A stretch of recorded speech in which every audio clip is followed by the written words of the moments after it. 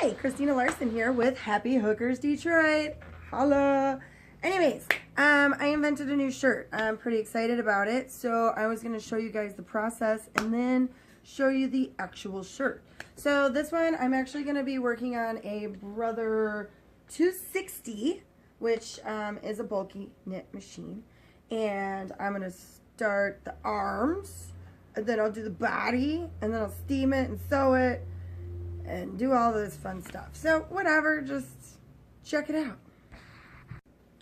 Okay, so generally when I'm writing a new pattern, I use lighter colors so that I can actually see what's going on. Not to mention, if I screw it up and I'm on like a cream or a gray or a purple or something, I'm not going to be like, oh no, I gotta go buy more yarn. So first off, haha! Oh, it's my secret recipes. You can't see it. Even if you could see it, you couldn't read it. So, first things first. Tension 6. 10 by 10. Bam. Bam. Bam.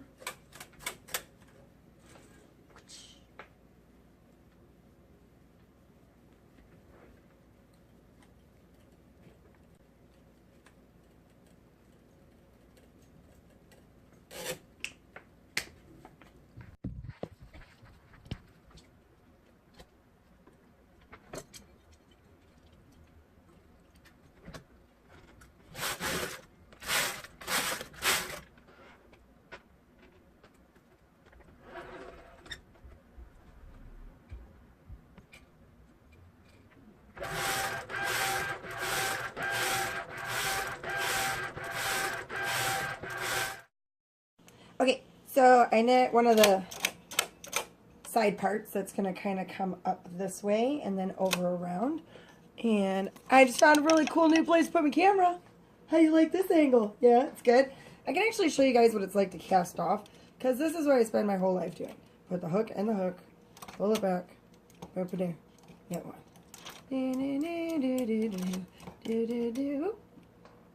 So people are like, oh, do you have a digital clothing printer? No, I have this. And this makes me happy. But yes, I spend 90% of my life hook to hook, pull it through, knit it around, la la la. Ah, I dropped it. That happens sometimes. But I can pick it up. The fatter yarns are easier to pick up. The thinner yarns are a little bit harder. La la la la la. Happy Huggers. Happy Huggers. Happy Hugger. Happy Hugger. Yeah. Alright. So, I've got this. It's like this. Ooh. Now, I make another one. So, it's going to say, la la la la la la. La la la la. I wish there was something more entertaining I could do, but YouTube yells at me if I play music, so I just have to make up my own shit. Oops. This is called casting on. So I cast on, and then I put it in the thingamajigger here, and then I use the weights. And then my daddy calls me because it's 5 o'clock. Yeah. So it's very nice. My dad calls me every day at 5 o'clock. So I got that still knitting over there. See it over right there. So while that's doing that, that is what I call a KE100, which is a motor arm. Motor arm. I've got a couple of those because they act as an assistant. Because really all it does is move the thing back and forth. So while it's doing that, I could be over here getting the sweat in sweatshop. So while that's knitting, I'm steaming and steaming and steaming and steaming and steaming. Because it would really suck if I had to do all that, plus this. Motor arms run about $1,500 a piece. So if you want to go out and get one, go for it. Alright, I heard it stop, so let's cast it off again. Ooh. Almost doing this in real time. I will do some speed up stuff. Aha. Oh, that is, whoa. Haha, that is a good angle. All right. So, that's the motor.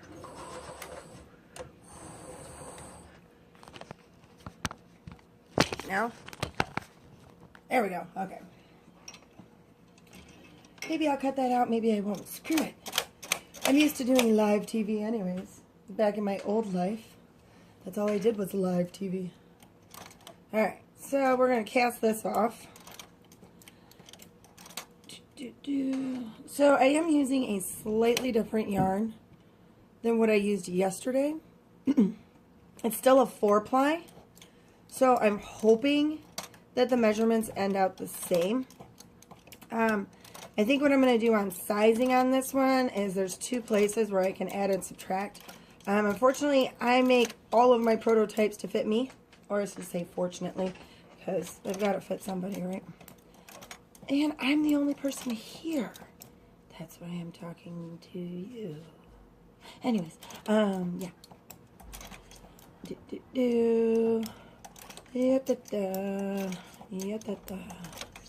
And this is only 20 stitches. A lot of the stuff I do is 90 stitches, so this is what takes a lot.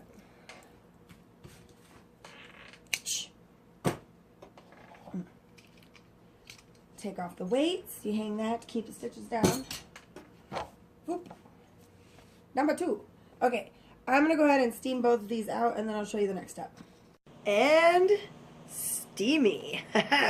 Alright, so I have both of these steamed out, and I measured them, and they are within parameters of being exactly the same thing I did yesterday. So instead of sewing or redoing my pattern, I'm going to go ahead and make the next piece. Get it? Steamy. So I showed you the cast off, so I'm going to go ahead and show you the cast on. What I usually do is a standard E-wrap cast on. And the reason they call it an E-wrap, so you do a little slip knot. Ooh, put a little slip knot there. And put it on the hook. Can you see that? No? So you actually make like an E. You go behind it and then over. Yeah. And then I go really fast because I do this every day. Oh no! This is not sped up. This, no, I'm just joking. So yeah. So I'm basically just wrapping the needles. And this is the original stitch that goes on. And then these little rod things up here, those are tension rods. So it gives it tension. This is too wide. It's called the cast-on comb. Cast-on comb holds all the stitches down. And then you have the weights. And you pull the weight down. And then this is the carriage, which the carriage is going to run right into the camera. Let's see how fast I can. So what this does is it actually pulls the needle back. It lays the yarn into the needle, which causes it to knit. So it's always knit side facing that way and purl side facing me.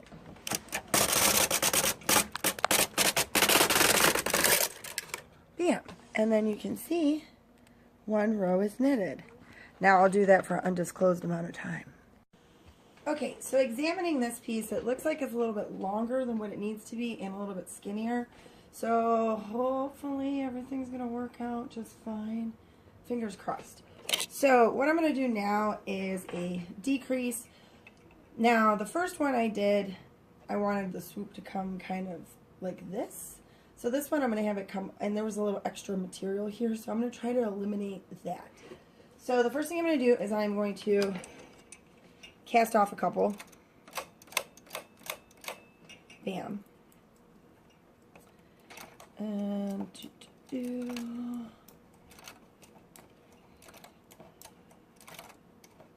now I'm going to take this hoop here and actually set it onto the next hook. And I'm going to pull those hooks out.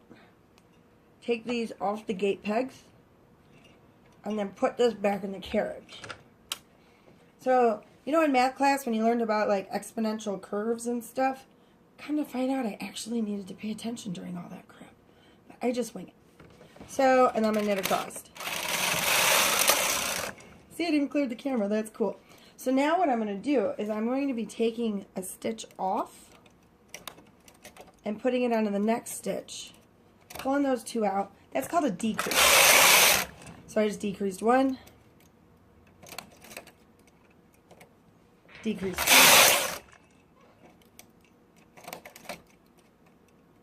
3. So I'm just going to sit here and do this for a, until I get all the way to the end. And this is going to give me just a straight angle. Once I have the third or fourth one of these done, I'll probably start playing with that angle and, you know, do something a little bit fancier than every other one. But,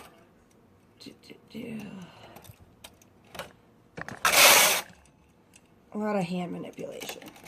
So the thing is about all of my stuff, and it's just because I haven't figured out how to use the serger yet. Once I do, I knit everything in the shape it's going to be. So I don't cut any of my material. You go to a seamstress, she measures you, she buys material, she cuts it, and does a lot of fancy stuff to it, sews it together.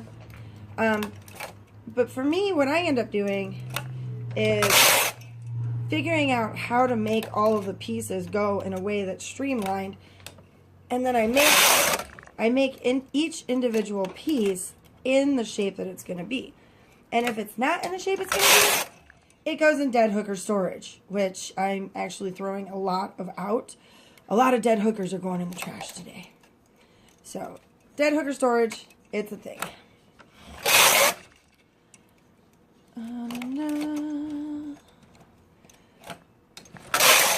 So I got all my pieces knitted and steamed. Yay!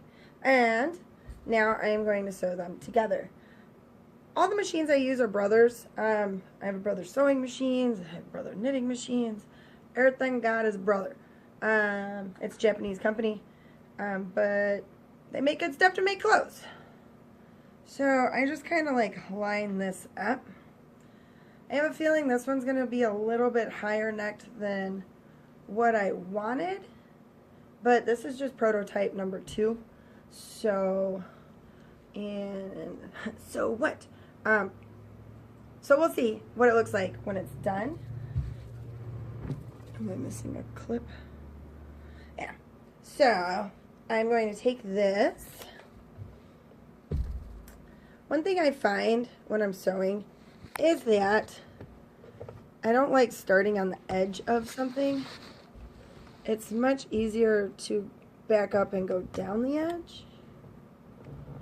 And I actually sew my tail in so that I don't have to worry about weaving in the ends, because as any knitter will tell you, weaving in the ends is kind of a pain.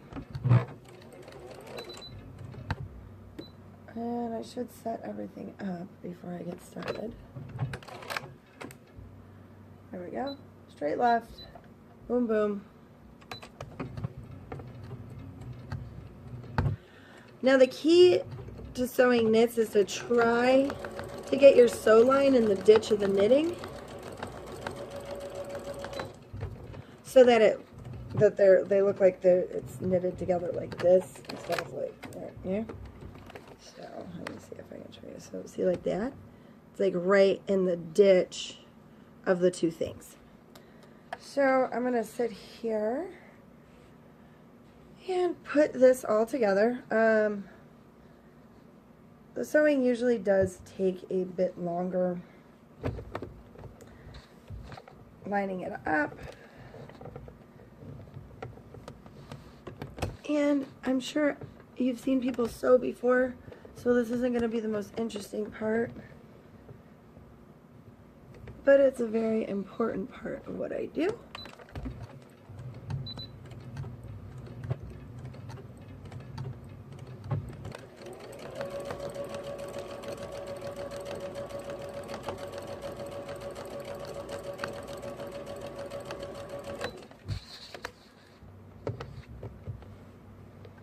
keeping the fabric perfectly lined up and flat, staying in the ditch.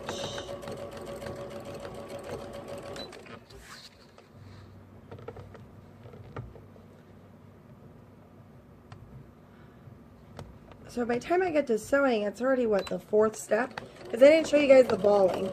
First I sit down and I ball the yarn. And then I knit it. Then I steam it.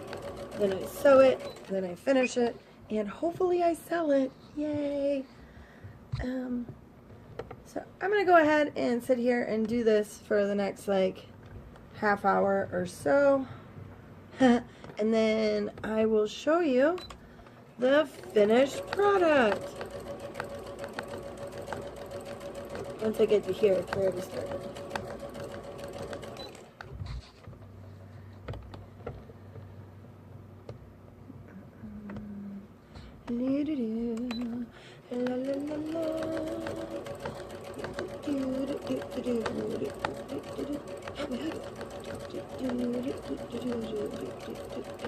Happy hugger.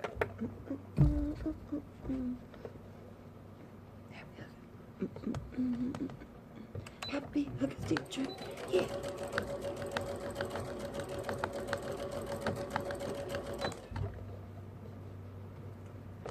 And then